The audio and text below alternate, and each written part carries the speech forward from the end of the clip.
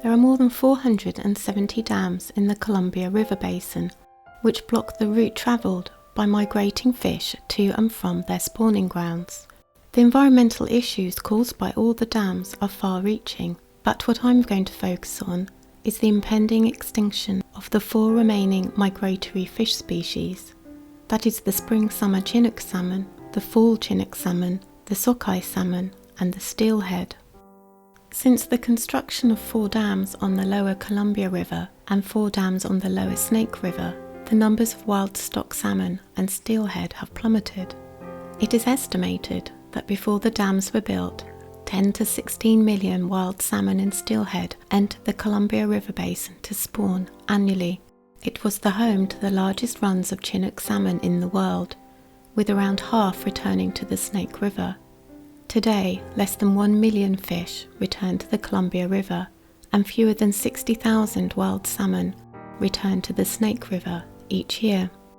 The 4 dams on the lower Snake River have proven to be especially destructive for these 4 species, and for years there have been calls for breaching these dams. For example, the dams have actually made it easier for juvenile fish to be eaten by their predators. Pike minnows find it easier to catch the juveniles in the slower moving water of the reservoirs formed behind the dams, and large bird colonies are attracted to the man-made islands created from channel dredging in the Columbia River estuary.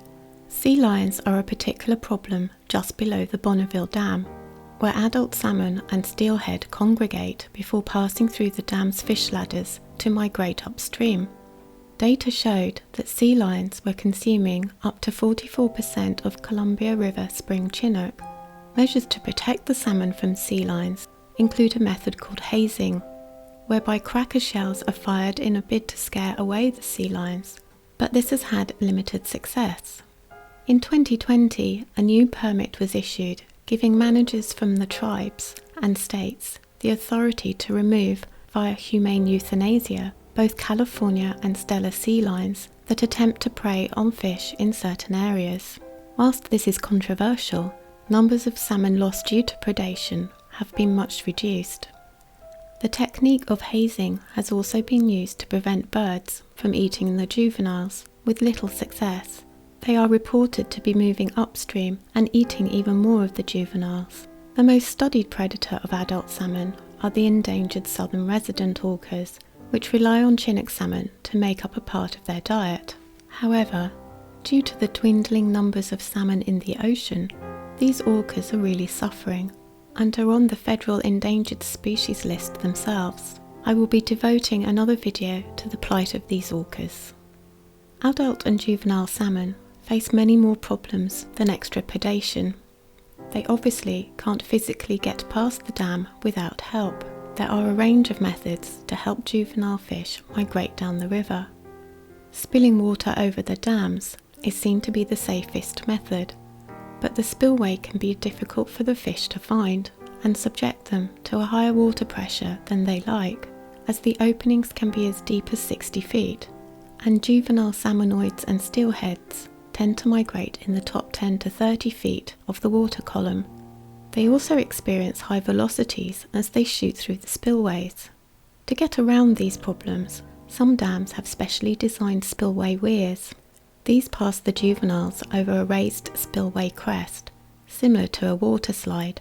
This method is also more efficient and reduces migration delays at the dam. Another method is screened bypass systems, where fish are guided away from the turbines by submerged screens installed in the turbine intakes and into the bypass channels. When river conditions are poor, such as low water flow, fish are collected using floating surface collectors. Water flowing into the entrance of the surface collector attracts juvenile fish. The fish enters and are held for transport around the dam by truck or specially designed barge. About a third of juvenile Chinook and steelhead are transported this way.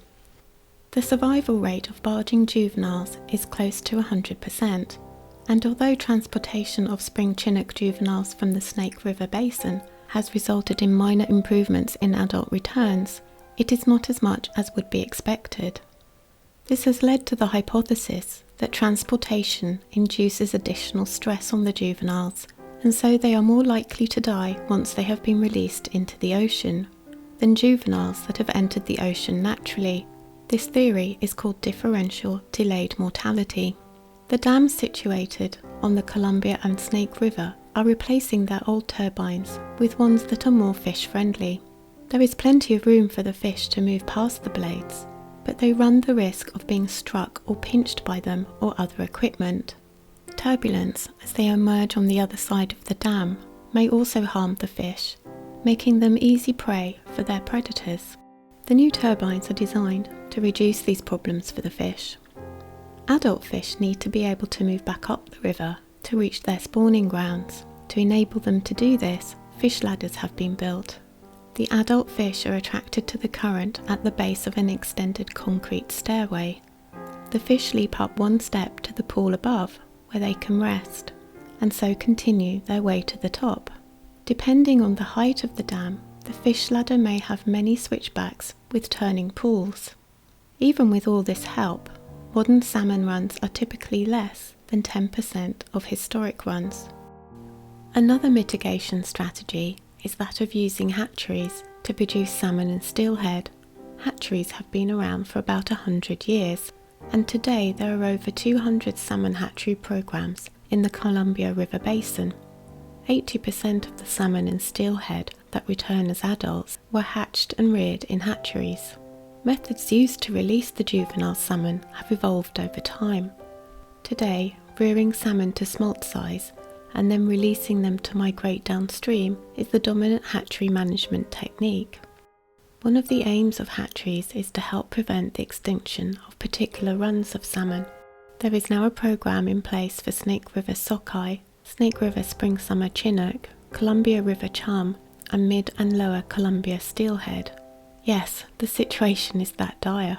Decades of data show that salmon and steelhead hatchery programs have failed to support or boost native fish populations, and in fact are contributing to their decline due to the spread of disease and increasing competition for food with native fish, and some hatchery fish have even been found to prey on wild fish.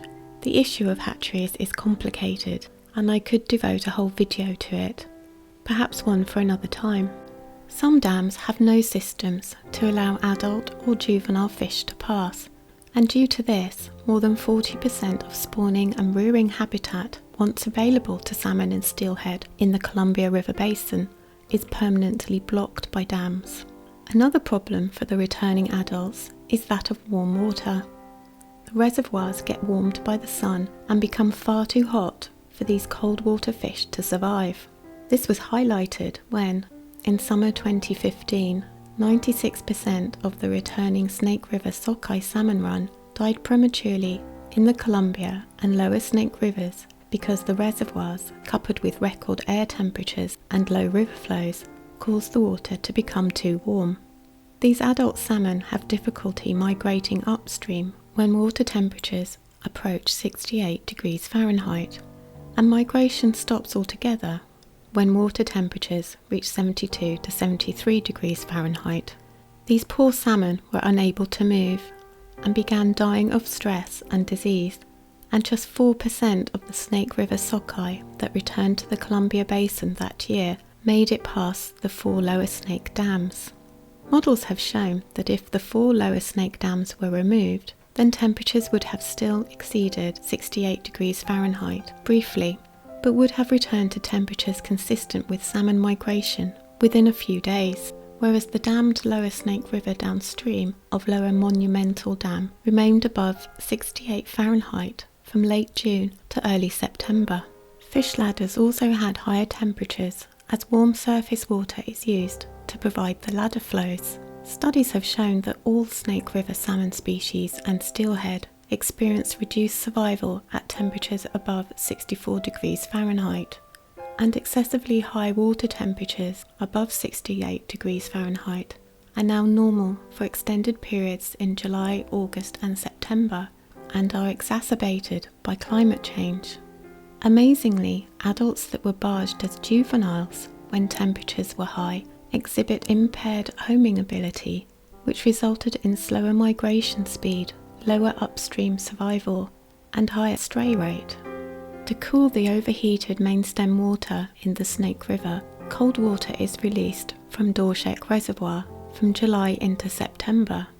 This has worked at keeping temperature from exceeding 68 degrees Fahrenheit to the waters immediately below Granite Dam, but it is routinely exceeded downstream. These increasingly warm waters of the Snake and Columbia River are also giving rise to harmful algal blooms. These algal blooms produce toxins which can kill fish, mammals and birds, and may cause human illness or even death in extreme cases. These blooms develop in warm, slow-moving and nutrient-rich water, just like the conditions found in the Columbia River. And this year, for the first time, the Snake River has also been affected. In fact, as I write this, the first harmful algal bloom seen in Snake River is just dying off. It covered around 30 miles of the river, and I suspect it will not be the last algal bloom seen on the river. With our warming climate, things are only going to get worse. The problem of warming water on these rivers was first recognised in the 1990s, but still remains largely unmitigated today. I mean, just how would you do it, besides adding cold water from Dorshak Reservoir?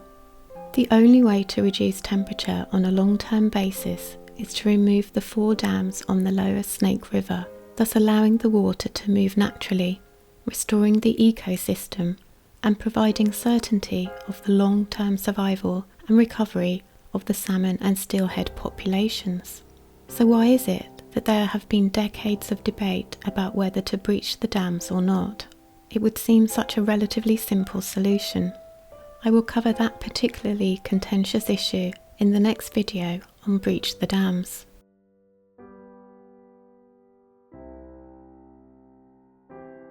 If you have enjoyed this video, then please like, subscribe and share with your like-minded friends.